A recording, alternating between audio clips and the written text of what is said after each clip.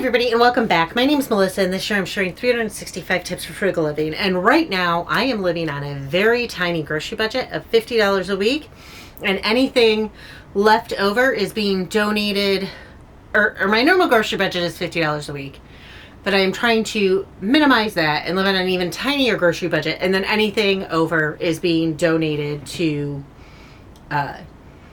local food pantries and food banks. So I'm also, as I'm doing that, I'm showing you some of the things that I am eating to fill up.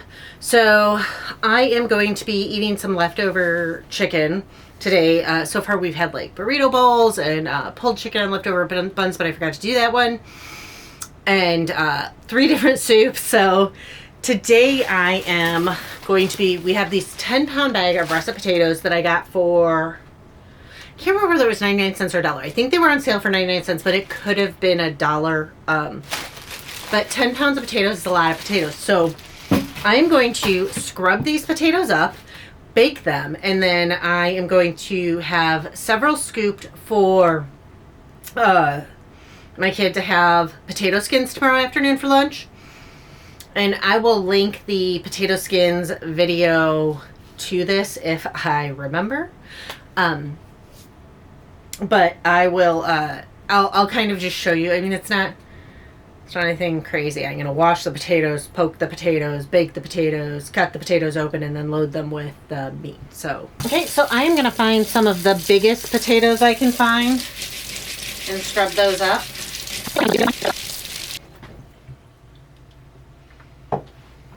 Okay, so you get the point that I have scrubbed the potatoes, and I will continue to scrub the potatoes, but as you can see, this is a small plate. I don't have a ton of room. So make sure you poke your potatoes, whether you are microwaving them for a baked potato style or you are putting them in an oven.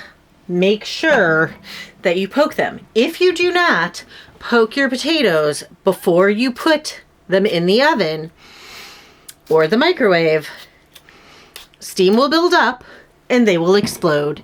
It will not be pleasant. You will have a mess. So if you do not like the fork method, some people do it with a knife. My mom always did it with a fork, so I do it with a fork. Okay, so I'm just using the Tavala. I have 9 potatoes in the oven. Just so you know, I still have, of this 10-pound bag, I still have 6 pounds and 3.8 ounces. So essentially, that's not even 40 cents of potatoes in there. Potatoes down for now. Then I am going to go to my app. Now this is one place where I am super privileged because I have the Tavala app and the Tavala Smart Oven, and it's super convenient. So if you can get it, it is kind of a nice thing to have. I just go to cooking and then see all because I have it saved, but I can also search for it. I'm gonna go to, oh wait, I forgot, it doesn't say russet, it just says baked potato. Or maybe not. Oh, there we go. Go to baked potato. I don't know if you can see that. Hit it. Ah! This is how simple it is. Then I'm going to hit cook. This is really weird to do. And you can hear my oven go. And then you can see there's well, I don't know if you can see there's 46 minutes on there. Let's see. Maybe. Will it focus? Maybe. Click the start. And then it will even show me the cook progress. So if I can figure out how to do it. Oh, it shows this little button, oven at the top. So I click oven and I can look at my phone and it tells me how much time is left on the thing. It's super convenient. I really do like it. No, this is not sponsored, but for me, that's why I chose to get Tavala. I need to clean that oven. But that's another kind of frugal tip, is having a good toaster oven can really help, and then you don't have to use your normal oven. Okay, so the baked potatoes have about 15 minutes left, so I am going to get ready with the last of the chicken. So I actually ended up with an extra 10 ounces of shredded chicken. This is going to go in the freezer. It wasn't poor planning. It was, well, I guess it kind of was. I didn't think about how many leftovers I had this week, so we had to finish the leftovers that were in the fridge. So there was that. So you're just going to want to make sure all of this chicken is shredded up, pulled apart, whatever. Now, the sauce I'm using is Kinder's, and I will 100% admit that that's a more expensive sauce. So you want to make sure to pull apart the chicken so there's no huge chunks, because this is going to essentially go in the baked potato with cheese. Kind of like remember the Great Steak and Potato?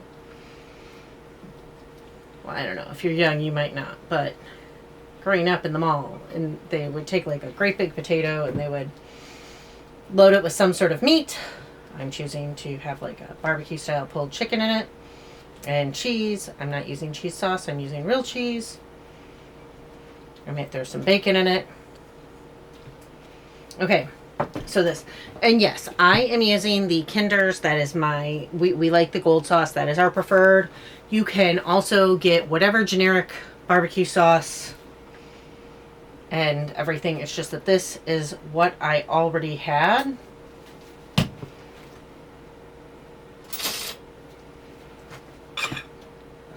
This is still cold. I am coating it. This is, by the way, 8 ounces of shredded chicken. I don't know if we'll use all of it, but my kid can always then have some for tomorrow. So that is well coated.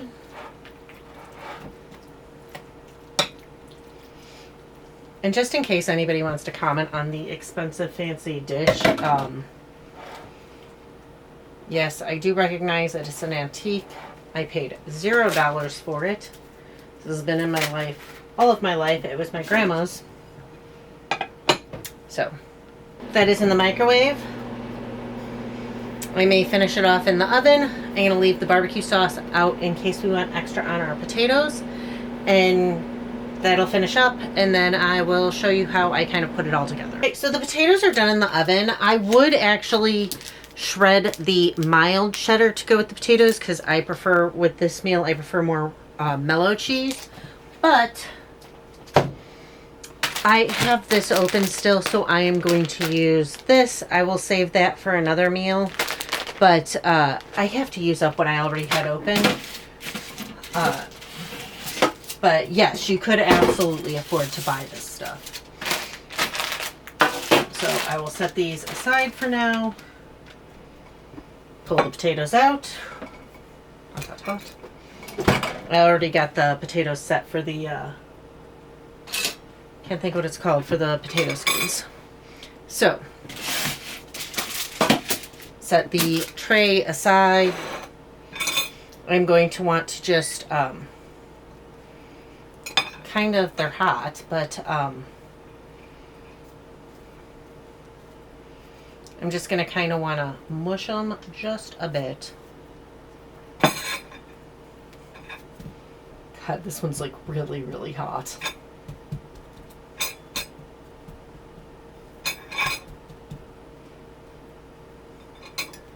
Then it's not like dirty, it's just from literally, I just did the other potatoes. So then you're going to want to kind of smush it open. I like to kind of go up with a fork, kind of fluff it a bit. And then I'm going to put it right on there, nice and open. So you want it like nice and like, I don't know, fork, whatever. I like a lot of barbecue sauce in mine, so I am going to do a little squiggle of barbecue sauce. I don't even know if I'm going to manage to put all this chicken in there, but I want to put as much chicken as I can fit in there. I guess my kids having leftover chicken tomorrow. Only having like 10 square feet of counter space is really kind of difficult. This is pretty much all of my usable counter space.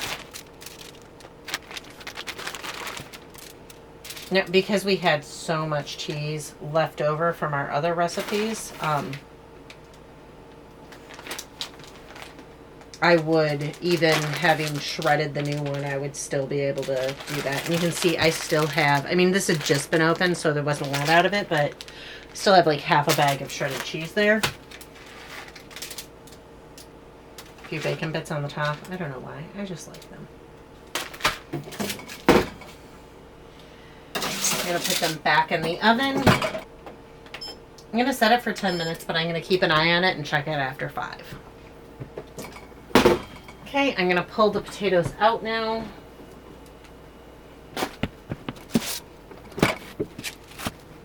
And I'm going to take them individually. This also, at this point, FYI, can be 100% done in a microwave.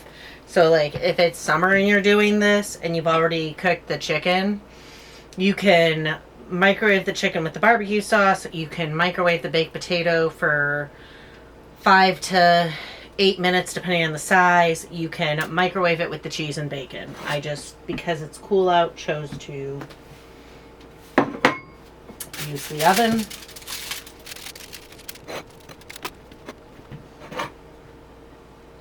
And that is dinner. Okay, so I did the math again. It's about 10 cents worth of potatoes. If you remember, the 9 potatoes were less than 40 cents worth of potatoes, technically, because I had like 6 pounds, 3.8 ounces left. But because they're the 2 biggest, I put them at 10 cents. About $1 worth of cheese. That's kind of a lot of cheese, 2 ounces per person. So that's like 200 calories worth of cheese, FYI. But I'm splurging today on calories. The bacon bits, maybe 10 cents or so worth of bacon bits, which 100% you can omit. It is not necessary. 6 ounces worth of the chicken, which was about 2 cups or so. I figured it out at 7 cents a cup. So 15 cents worth of chicken. I can't believe the chicken ended up going so far. I knew it would stretch by boiling it and making the broth and doing the shredded thing. But I'm really shocked. Like, I didn't think it would go so far. And I mean, granted, I had beans and we had a lot of leftovers and stuff too, but it felt like it really, really... And if you have a larger family, the good thing about this is that you can viably do like the shredded chicken for a few meals, and then you could do a different meat. But because there's only 2 of us, it's easier to just like keep it very much so on point. And so then the barbecue sauce, I don't know if you can see, I used about 1/3 of the bottle. I paid $2 something for the bottle, so just rounding up to 3, that's $1 worth of sauce. So it's $2.35 for the 2 potatoes, $1.18 or so per potato. So $1.18 for the meal. It is a bigger meal. You could also have, if the sauce had been $1, it would have made it a lot cheaper. It would have been, instead of $2.35, it would have been $1 something. It would have been about $1.60-ish, $1.70 per person, which would have taken it down to under $1.70 for both, which would have taken it to under $1 per person for the meal. Honestly, I really like the Kinder sauce. I bought it on sale. I already had it. And it is kind of like, I get there's like the whole lifestyle inflation, but to some extent, like, I feel like doing something like getting the barbecue sauce you really like, even though it's a few bucks more and you don't need a lot of barbecue sauce, I feel like that is a very reasonable expense. And I feel like I shouldn't have to be miserable just because I'm saving money. So if I want to splurge a little bit on the barbecue sauce I like, I'm gonna. Anyways, again, my name's Melissa, and this year I'm sharing 365 tips for frugal living. Right now, I am doing a challenge to get my grocery budget as low as possible so that I can donate all the extra money from my grocery budget to the local food bank and food pantry. If you want to continue to see this journey, if you want to hear more frugal tips for living, or if you just want to learn more about these incredibly affordable recipes that I am cooking on a shoestring budget, please hit like and subscribe, and I'll see y'all tomorrow.